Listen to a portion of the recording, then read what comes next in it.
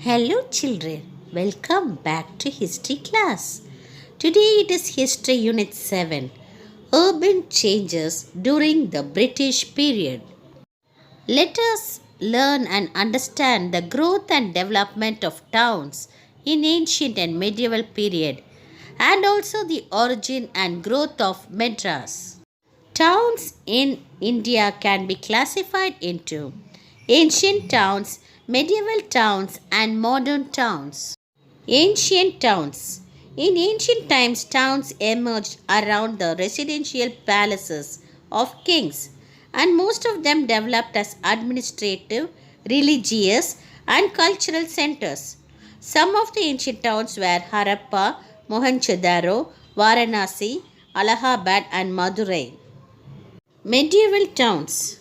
During medieval times, most of the towns developed as headquarters of principalities and kingdoms and functioned either fort city or port city.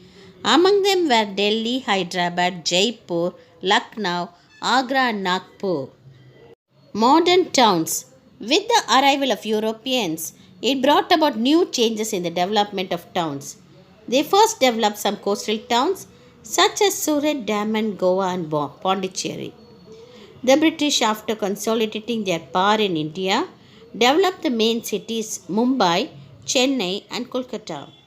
The newly developed towns are known differently as hill towns, industrial towns, court towns, railway station towns, cantonments, and administrative towns. Deindustrialization.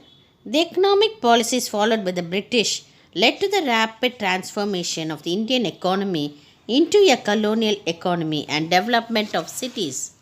The effect of this wholesale destruction of the Indian manufacturing industry led to the ruin of millions of artisans and craftsmen.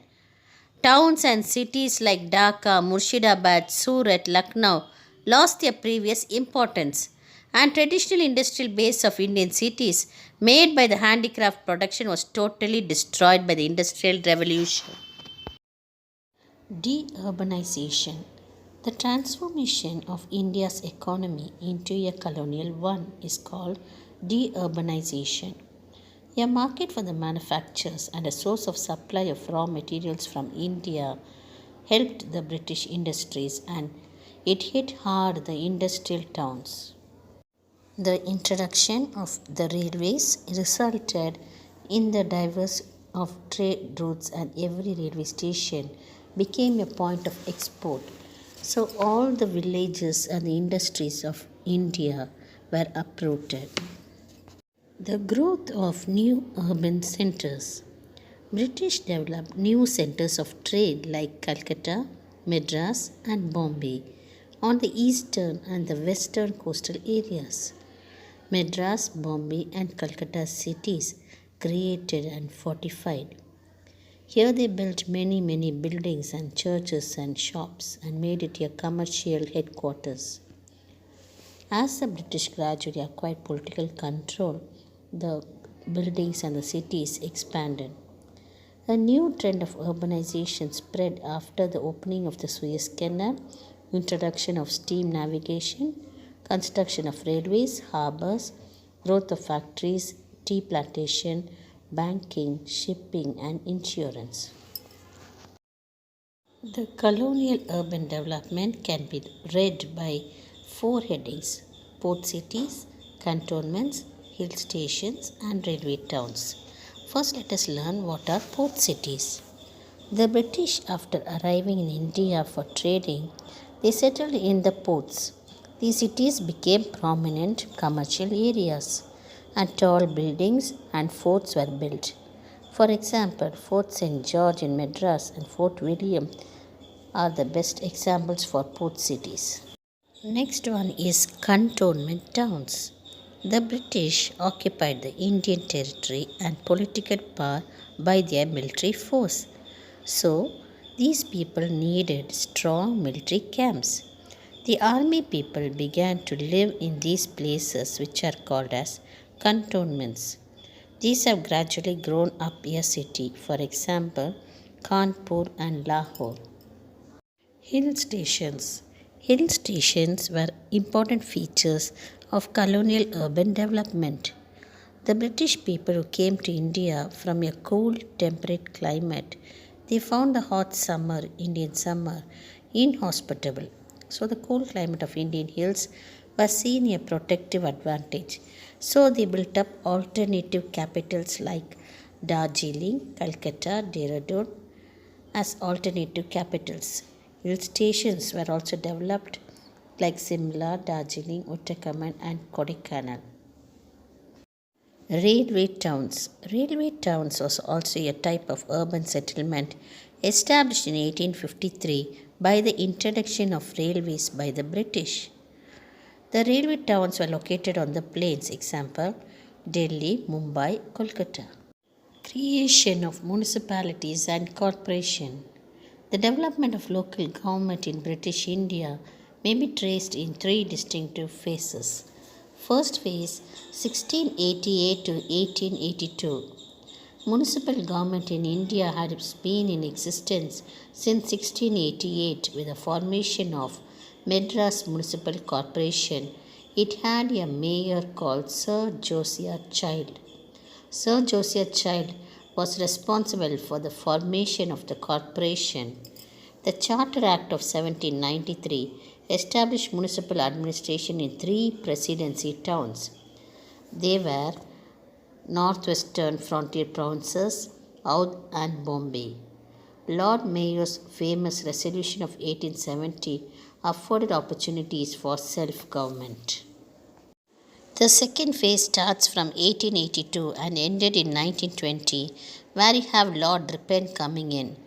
Ripon's resolution on local self-government was a landmark of local self-government in India.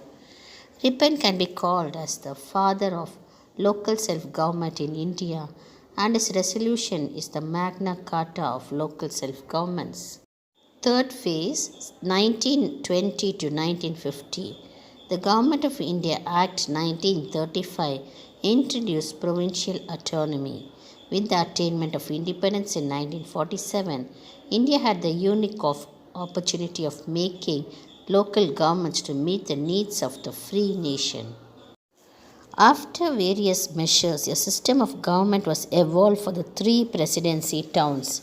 They had to have features like large corporation, a strong independent executive authority for checking accounts, for performance of essential duties, for statutory provisions such as sanitation, water supply, collection of revenue, etc. Origin and growth of Madras. The origin of Madras goes back to the British trade in India. The English East India Company was started in 1600 AD. 12 years later, a factory was set up at Surat on the west coast. The English, after some effort, secured the privilege of building a factory at Masulipatam. But then Masulipatam had a famine which hit the people. So they shifted. They wanted a new land. So they thought Madras will be a suitable land. When they were looking for a new site, Francis Day, a member of the Masulipatam Council, chief of the Armagan factory, he made a voyage and explored places in 1637. At last, he was given an offer to choose Madras Pattanam. Francis Day inspected the place, found it favorable to set up the factory. The official grant for the land was given by Damarla Venkatapati Nayak. Damarla Venkatapati Nayak, the deputy of the Raja of Chandragiri. This Damarla gave British a piece of land between the Kuam River and the Egmore. In 1639, the deed was signed. India's company Francis Day, accompanied by his interpreter Berry Dimappa, supervised that. By this, Francis Day and Andrew Cogan granted permission to establish a factory cum trading port and a fort at Madrasapattinam. In 1639, this fort came to be known as Fort St. George in Madras. It is otherwise referred to as the White Town. While the nearby villages inhabited by the local population were called Black Town, the White Town collectively and the Black Town together were called as Madras. Madrasapattinam. Who gave the official grant for the British? It was Damarla Venkatapati who gave the grant of Madrasapattinam. He was under Venkatapati Rayalu, the Raja of Chandragiri. Venkatapati Rayalu was succeeded by Sri Ranga Rayalu in 1642. He issued a new grant to English in 1645 called Sri Ranga Raya Pattinam.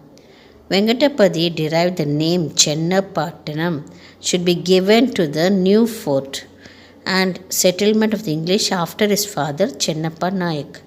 But the English preferred to call the two united towns by the name Madrasapattinam. Making of Chennai. Chennai was once a group of villages amidst palm French paddy fields. This first attracted Francis Day to the spot. The first factory was completed on St. George's Day, 23rd April 1640, and he named it Fort St. George. Cogan jointly responsible for the construction of Fort St. George. This was East India Company's principal settlement until 1774. The Madras Presidency was an administrative subdivision. It had a vast expansion of the southern part of India that encompasses modern-day Tamil Nadu, Lakshadweep Island, northern Kerala, Rayalaseema, coastal Andhra, districts of Karnataka, and various other districts of southern Odisha.